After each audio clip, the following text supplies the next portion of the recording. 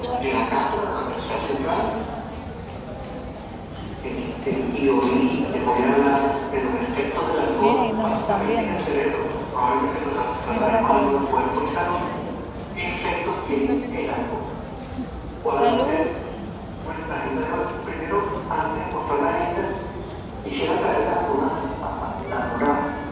unos escritos que ven ustedes aquí, que algunos Míranos, míranos.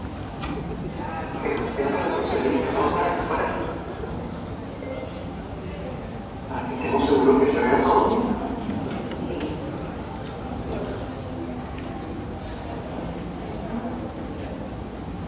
Ahora, empecemos, repito. Sonriente. Buenos días o buenos mediodías, porque las 12 del mediodía se le acaba de mañana y mi nombre es el doctor Jorge Hernández Rojas. Soy médico epidemiólogo y psiquiatra, profesor invitado de la cátedra de anatomía, especialmente para la materia de neurociencia, neuroanatomía. Y el día de hoy vamos a revisar los efectos del alcohol, básicamente en el cerebro, pero también en el cuerpo y la salud. Como siempre, mis presentaciones siempre están algunos escritos de algunas personas que tienen que ver con lo que vamos a revisar. A menudo se acerca el alcohol como una solución a los problemas, pero en realidad simplemente adormece todo temporalmente, dejando los problemas intactos y esperando el regreso a la sobriedad.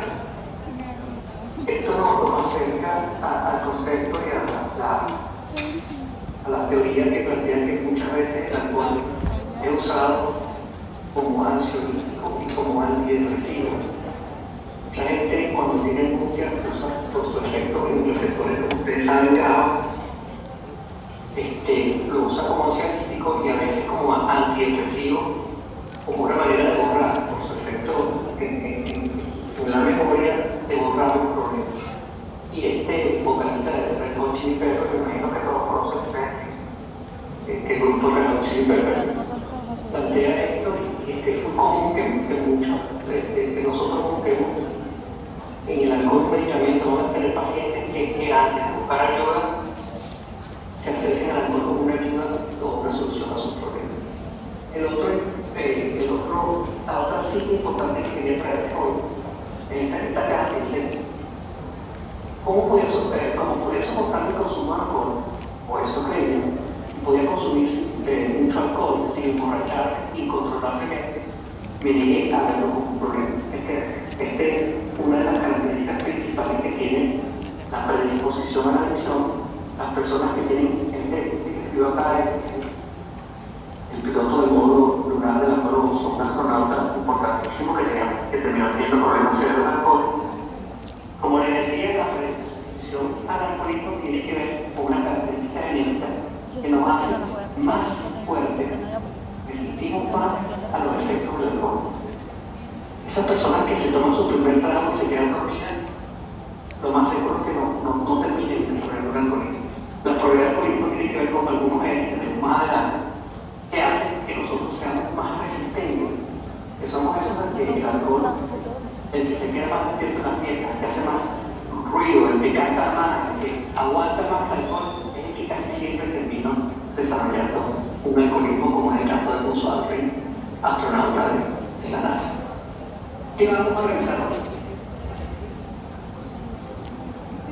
Hoy vamos a ver algo de historia, como siempre les hablaré algo de historia del consumo de alcohol.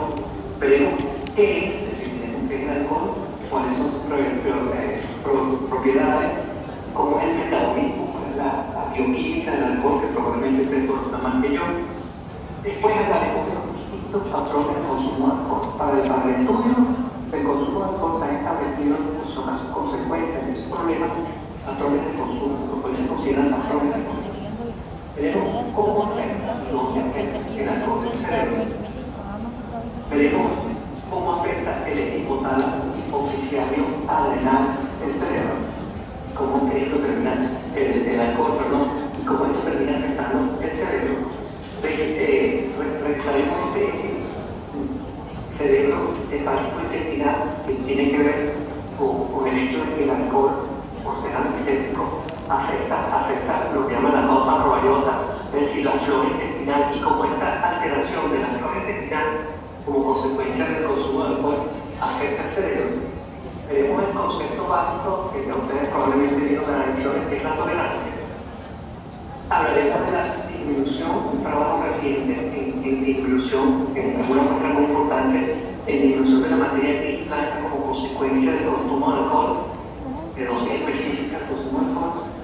Tenemos la parte genética, las diferencias interpersonales con respecto a la reacción y el manejo del alcohol, y lo cual nos va a llegar al concepto de lo que desde el comienzo que predispone al alcoholismo. ¿Qué factores están asociados con el hecho de que uno termine desarrollando un alcoholismo? Y por último, hablaremos cómo está relacionado la incidencia de cáncer y el consumo de alcohol, algo que a veces olvidamos, es importante. Ok, el origen del alcohol se han visto, se han conseguido algunos escritos en papiros egipcios, tan antiguos como los egipcios, quizás 7000 años antes de Cristo ya los chinos fermentaban arroz, miel y fruta, y en 4000 años antes de Cristo se hizo la primera cerveza en Mesopotamia, y en ese momento el alcohol estaba relacionado con rituales religiosos.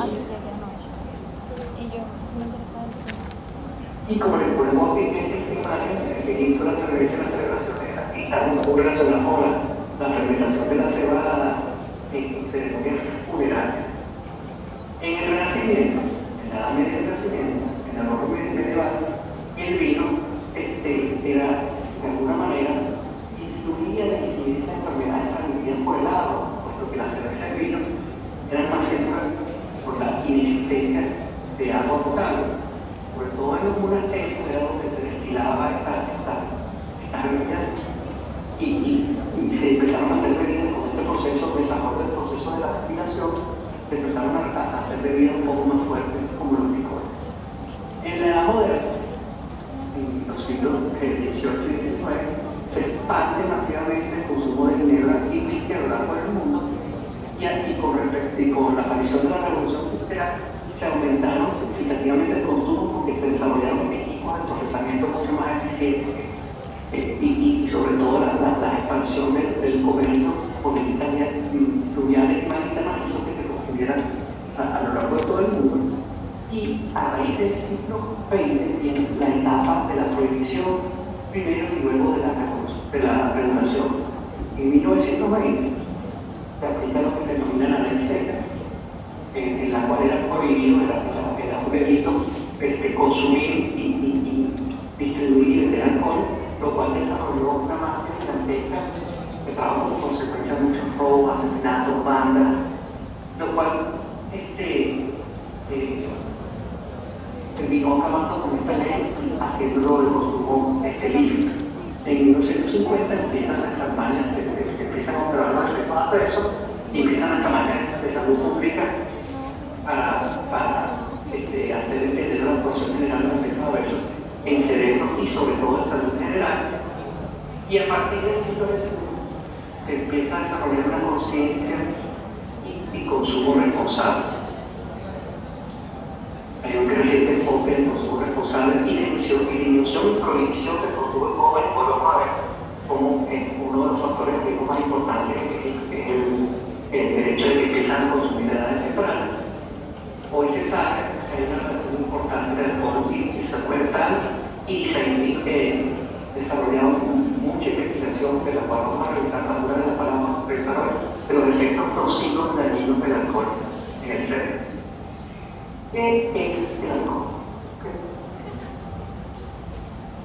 Hay diferentes tipos de alcohol: el isopropílico, el etílico y el etílico.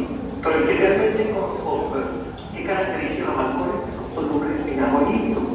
Y al ser solubles en agua y líquido, para el ser humano permite que traspasen y atraviesen todas las barreras, para que puedan llegar directamente su efecto al cerebro.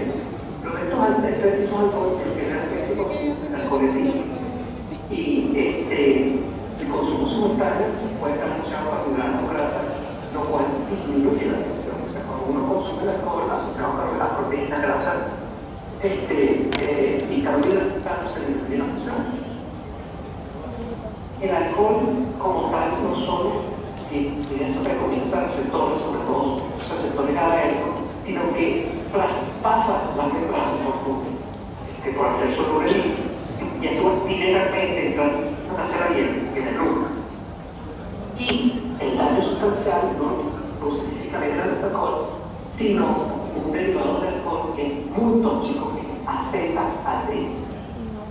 Y el metabolismo para que se produzca este acetaldehído es el siguiente: tenemos un metabolo que es un alcohol que es el único combustible por el ser humano, son exageradamente tóxicos. A través de una deshidrogenasa se transforma en acetaldehído. Este acetaldehído, a través de una deshidrogenasa, se transforma en acetato, y este acetato, a través del acetilcoenzima A, produce energía. Pero como vemos toda la carga energética y calórica es cero, puesto que la energía que usamos para transformar el etanol en coenzima A termina siendo equivalente a la energía que proporciona. Por eso se habla de que el alcohol es una cero de energía. Eso se llama calorías vacías. No hay energía, no hay vitamina ni ácido graso esencial. Es una sustancia que tiene calorías vacías, ni energía, ni vitamina, ni ácido graso esencial. Ahora vamos a entrar en una estándar que los investigadores que hacemos investigación y tratamiento de adicciones, específicamente alcoholismo, hemos clasificado los patrones de conducta. Hoy por hoy se sabe, y esto va a estar relacionado con las consecuencias que puede tener en la salud, el consumo alto es en promedio 14 tragos semanales. Se han analizado tragos, aunque hay diferentes tipos de tragos y diferentes concentraciones de alcohol en cada uno de los tipos de tragos, hemos tratado de analizar los tragos semanales a un vaso de cerveza, un vaso de whisky, pero son 14 tragos semanales. Esos tragos que los pueden tomar 2 al día, es decir, si pueden tomar 2 tragos al día, todos los días, ya entra lo que se denomina consumo alto. O puede ser que te tomen 7 tragos el viernes en una copa y 7 tragos el sábado en una copa, y ya entra en lo que se considera consumo alto. Pues tenemos consumo moderado, que es un promedio de 7 y 14 tragos semanales. Lo mismo que acabo de explicar, puede ser que te tomes un trago cada día durante toda la semana y ya entra en consumo moderado, o que te tomes 5 el viernes y 2 el sábado, y también entra en lo que se considera consumo moderado. Consumo bajo es lo que se denomina un promedio de menos de 7 tragos. Buscar el consumo bajo de alcohol cuando te tomas menos de un trago semanal. Es decir, tomas tragos en los fines de semana, te tomas 3 tragos, 5 tragos, 3 tragos el viernes y 3 tragos el sábado, y es considerado un consumidor de alcohol de patrón bajo. Por supuesto, está el consumo cero. Eso no quiere decir que no consumen nada, sino muy ocasionalmente.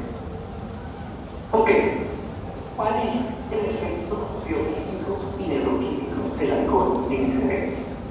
Número 1, como les acabo de mencionar, por su característica de liposolubilidad, cruza la barrera encefálica y afecta específicamente la corteza prefrontal, donde se produce el pensamiento, juicio, planificación y supresión de la conducta impulsiva, ya sea atravesando la membrana y entrando directamente a la célula, o a través del receptor inhibidor principal, que es el antidopaminero último o GABA.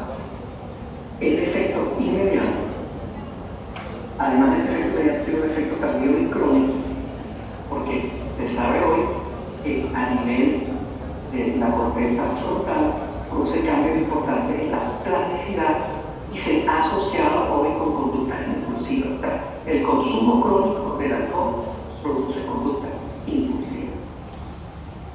Hoy se sabe que el alcoholismo o la cronicidad del alcoholismo necesita por lo menos medio año. Es decir, nosotros tenemos pacientes que tienen medio año, es decir, 6 meses de tratamiento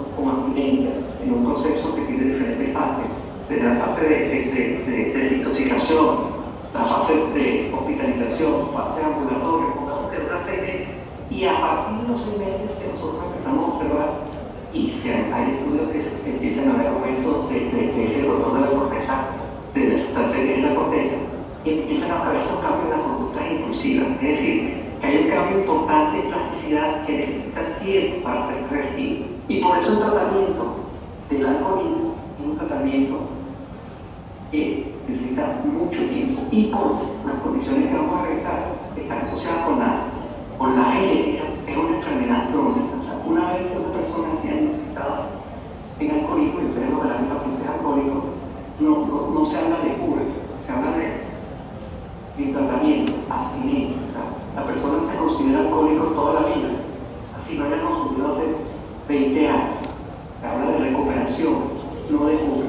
En el alcoholismo, la palabra cura no es parte, sino es control. Por eso necesitan seguir el tratamiento de psicoterapia. Muchos de ellos son muy funcionales y ayudan mucho los grupos de padres como Alcohólicos Anónimos.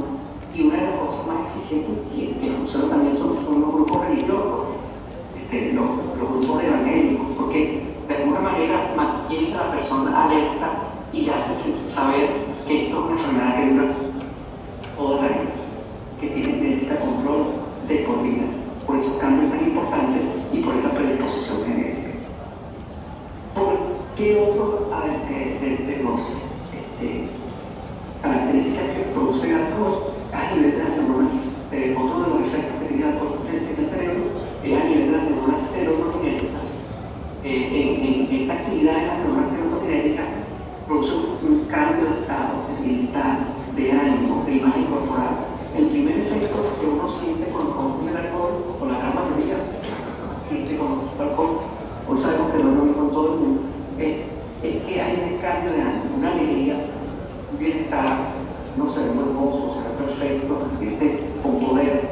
Eso está relacionado con una hiperactividad en las neuronas serotoninérgicas. Pero hablemos un poco del efecto, sigamos hablando entonces del efecto bioquímico en el cerebro. Y de alguna manera también afecta la memoria, afecta la formación y almacenamiento de neuronas en el hipocampo. Y en algunas personas, no en todo el mundo, produce algo que se denomina blackout, que es una pérdida completa de la memoria. Estas personas que tienen blackout no recuerdan qué hicieron, cómo hicieron, dónde bailaron, se montaron en la mesa y se desnudaron. Hay un bloqueo y eso sería a nivel de la formación y almacenamiento de las neuronas del hipocampo. Y eso ya empezamos a dividir en dos grupos. Hay personas que tienen blackout y personas que no tienen blackout con alcohol. Hay unos que tienen euforia, tienen hipervigilia, el alcohol no le hace tanto efecto, sino pueden durar más tiempo, no quedan tumbados al comienzo. Y estas personas tienen mayor predisposición al alcoholismo, a diferencia a estas personas que en esa fase de euforia pasan más rápidamente a la fase de depresión sensorial y obviamente a estas personas que se toman los tragos, que quedan dormidas, o son los que apenas llegan a la fiesta, se toman una cerveza y están tirados en el sofá de la fiesta. Estas personas que tienen esa reacción al alcohol tienen menor predisposición. Tenemos que estar muy atentos con este primer grupo, donde el alcohol produce euforia y más larga y son menos propensos a pasar a esta fase de depresión. Estos que tienen euforia y hipervigilia toman más cantidad de alcohol y al tomar más cantidad de alcohol terminan cayendo casi de un switch on-off al blackout. Eso es difícil, como les digo, se refiere a episodios blackout con mayor predisposición. O sea, estos que duran más largo, que la fase de depresión nunca llega de manera progresiva, son los que hacen un switch y tienen un trastorno importante de mente. Hablemos ahora entonces de cómo afecta el alcohol, el hipotálamo hipofisiario adrenal. El hipotálamo hipofisiario adrenal, como todos sabemos, regula el equilibrio entre lo que se percibe estresante y no estresante.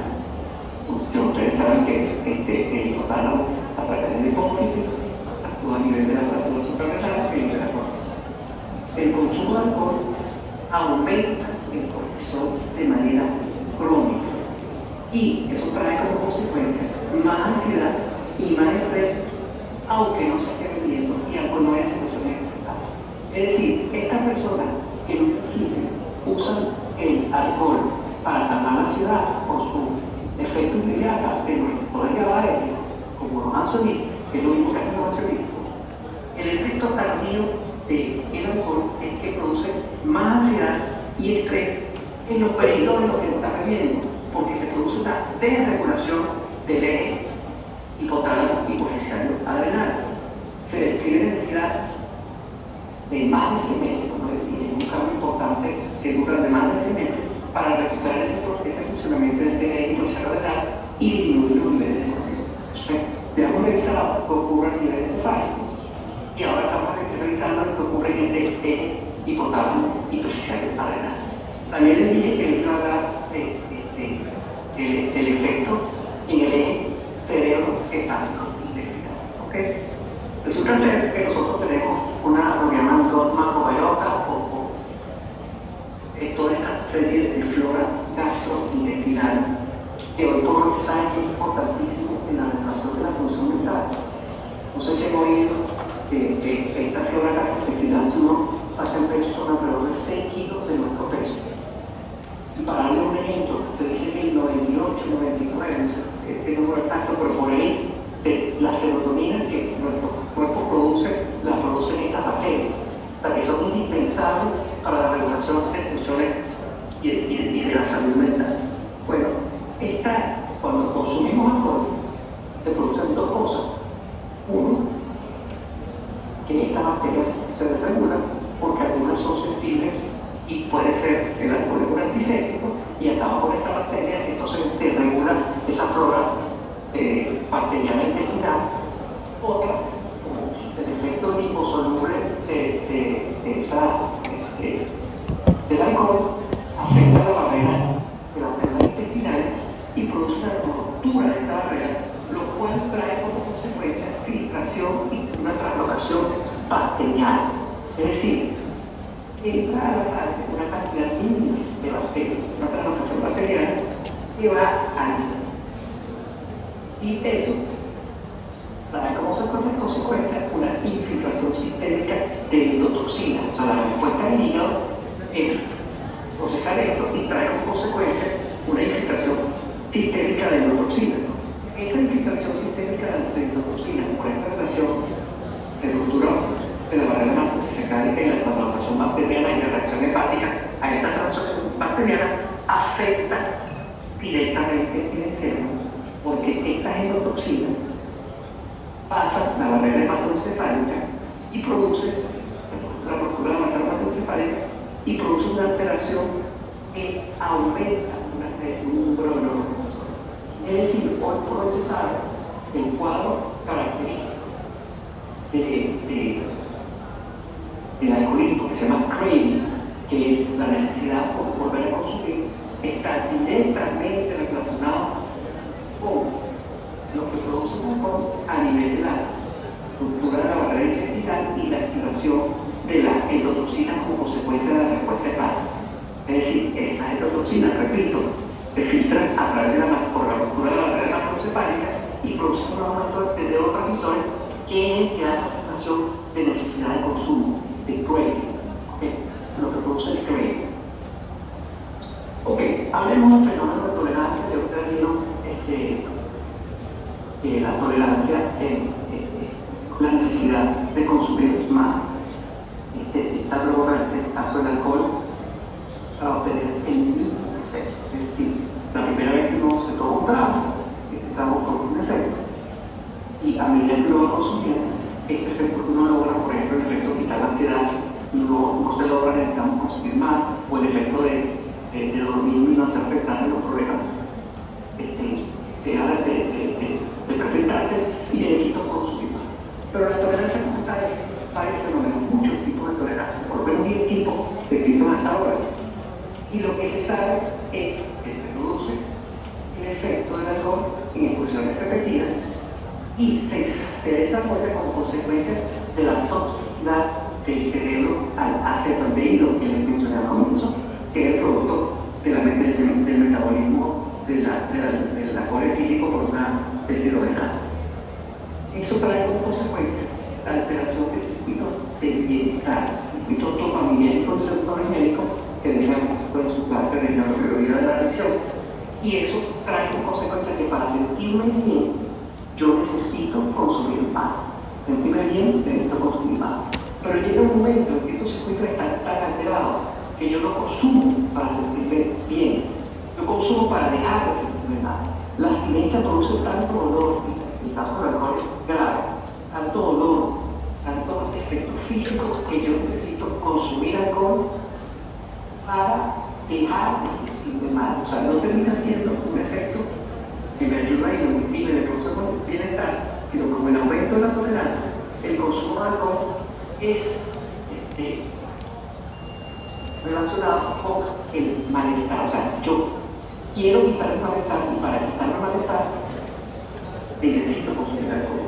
Y ahí como se produce el síndrome de abstinencia importantísimo del alcohol, tanto que el manejo del alcoholismo, el síndrome de abstinencia es importante, inclusive te doy anécdotas, hoy tanto no se usa por central de benzodiazepina para manejar el síndrome de abstinencia, sobre todo el baño, que es una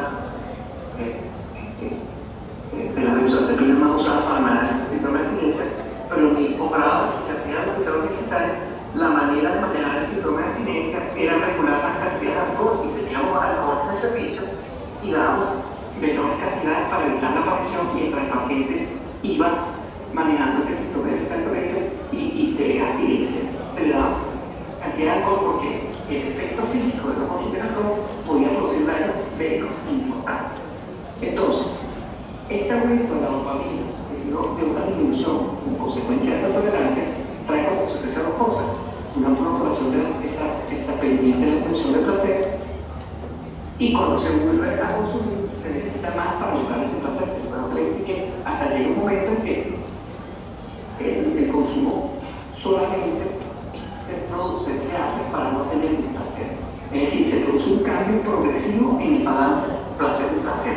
Repito, al comienzo el alcohólico toma para sentir placer, necesita siempre sentir placer, pero cuando ya es un alcohólico grave, lo que evita el alcohólico con el consumo es el placer que le produce el síndrome de abstinencia por aumento progresivo de la oferta.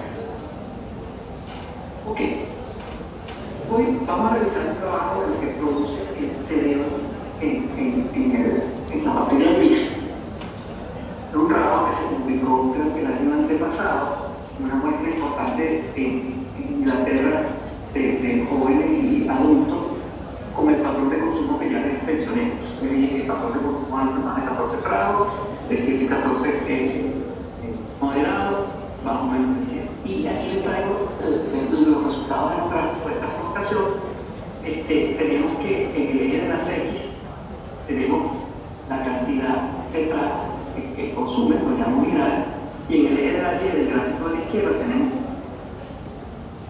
la media del volumen de la materia gris, de lo que se vio, y en el eje de la Z la media del volumen de la materia blanca. ¿Okay? Uno es materia gris y materia blanca. Entonces, vamos a relacionar el volumen de la materia gris, es decir, del grosor de la materia gris, en este caso, primer gráfico, con el consumo. Vean como aquí hay una diferenciación entre hombres, mujeres y todos. O sea, lo más claro es mujeres, hombres es el intermedio y el más oscuro son todos. Y nos damos cuenta que a medida, cuando consumimos de 0 a 1 grado, no hay una diferencia significativa entre el volumen residual de la materia gris. Cuando empezamos a consumir de 1 a 2 grados diarios, que serían entre 7 y 14 gramos semanales, es decir, consumo moderado, existe una disminución sustancial y estadísticamente significativa.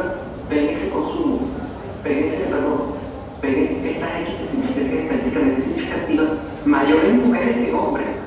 Por esa disminución está ahí, esa disminución a partir de 1 a 2 gramos diarios, es decir, alrededor de 7 a 14 gramos semanales. O sea, es decir, que el consumo moderado de alcohol, según esta en Inglaterra, produce ya un daño. Si vemos de todas las semanas, vemos como la disminución de, sobre todo, la materia gris en la región frontal del uso de mayor, vean de 3 a 4 grados y más de 4 grados. Vean que impactante es el cambio a partir de los 2 de 1 o 2 grados diarios, de 1 o 2 grados diarios, 7 a 4 grados semanales. ¿Qué ocurre en la materia blanca? Veremos lo mismo.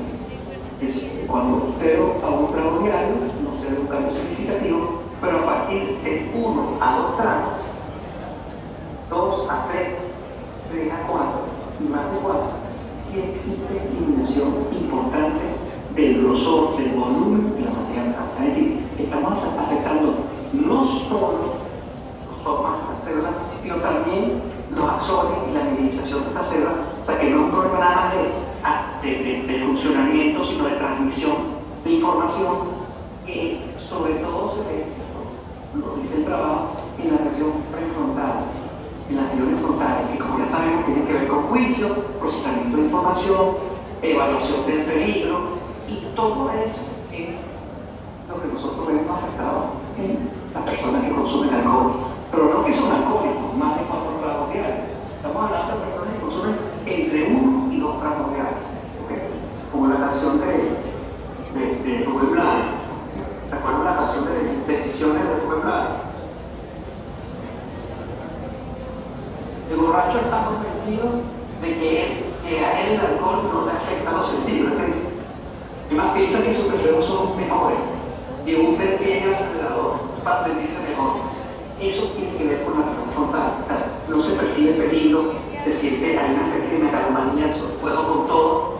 Y por eso son tan clásicos, sobre todo en adolescentes y jóvenes, los accidentes de tránsito relacionados con el alcohol. Porque no solo tienen que ver con la deficiencia de respuesta como consecuencia de la disminución de la capacidad de reflejo del alcohol, sino tiene que ver con esa fricción a nivel de la región frontal y la toma de decisiones, la grandiosidad, la no percepción del tiempo, características del alcohol. ¿Quedó claro este trabajo? ¿La publicación? Sí, el que la tira me la pide y se la mando para que la regrese con. Ok, vamos a hablar ahora cómo sí existen diferencias interpersonales entre el procesamiento del alcohol y el hecho de que pueda desarrollar o no un alcoholismo.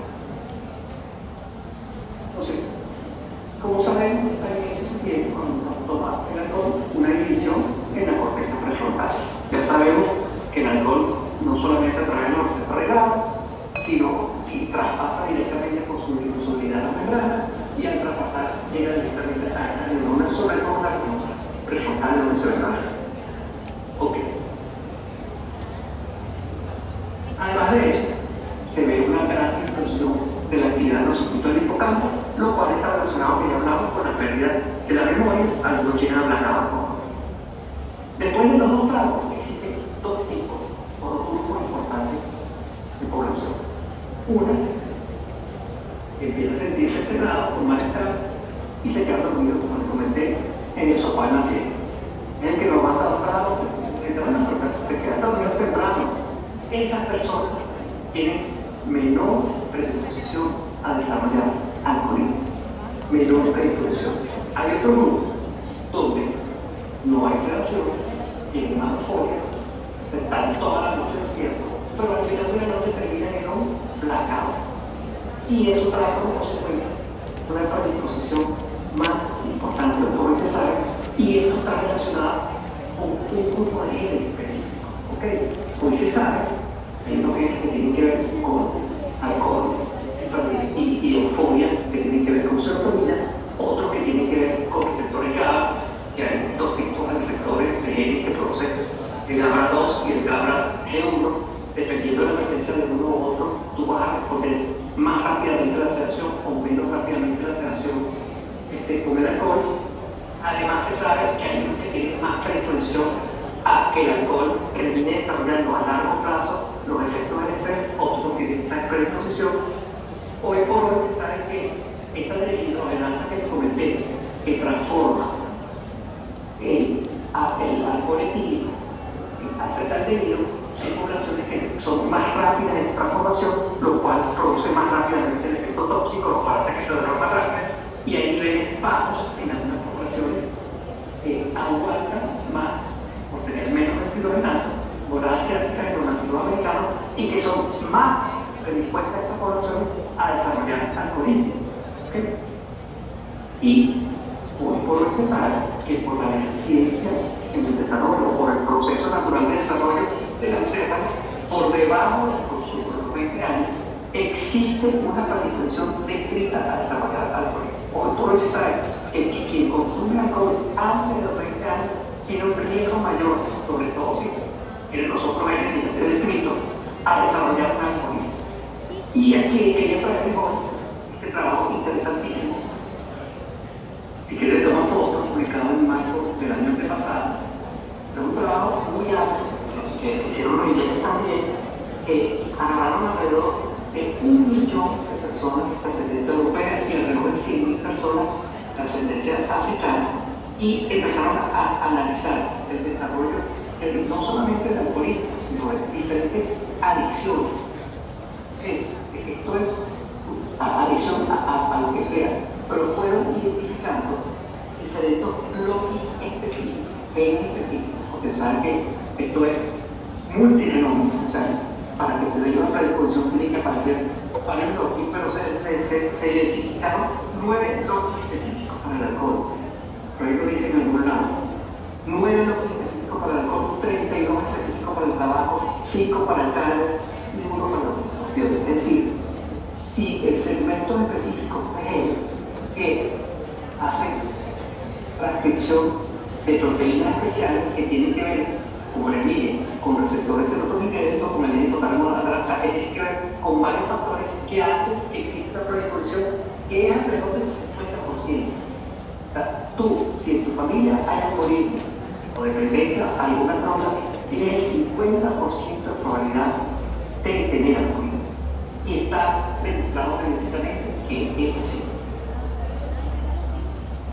Ok, para terminar, quería hablar de nuevo. Claro que está asociado el consumo de alcohol con el cáncer. Como consecuencia de la metilación que produce la acetaldehído en el ADN, existe un aumento. Algunos trabajos hablan de 4 y otros trabajos hablan de 13 del riesgo para cáncer. Se cuenta entre 4 y 13% por cada 10 gramos, es decir, por cada gramo de alcohol por día. Ya que es importante este riesgo, o sea, que la botella de alcohol, en la caja de cigarrillos, en estos momentos 6 veces mayor por el consumo de cigarrillos de cáncer de pulmón. Esto es inclusive más riesgoso. Me lo dirá aquí el doctor que está aquí presente, que sabe más de eso que yo. El cáncer de mama existe un riesgo aumentado entre 4 y 13% por cada gramo de alcohol consumido por día. Tiene que ver con una desregulación baja de la vía inflamatoria y, como les dije, está grabado por el consumo de nicotina, y hoy por hoy se sabe que esa desregulación de la vía inflamatoria se puede proteger con ácido fólico y vitamina C. Bueno, que revisamos hoy, teníamos hablando un poco de la historia del consumo de alcohol, el alcohol, cuáles son sus propiedades, cuál es el metabolismo que tiene, cuáles son los distintos patrones de consumo que hoy se usan para explicar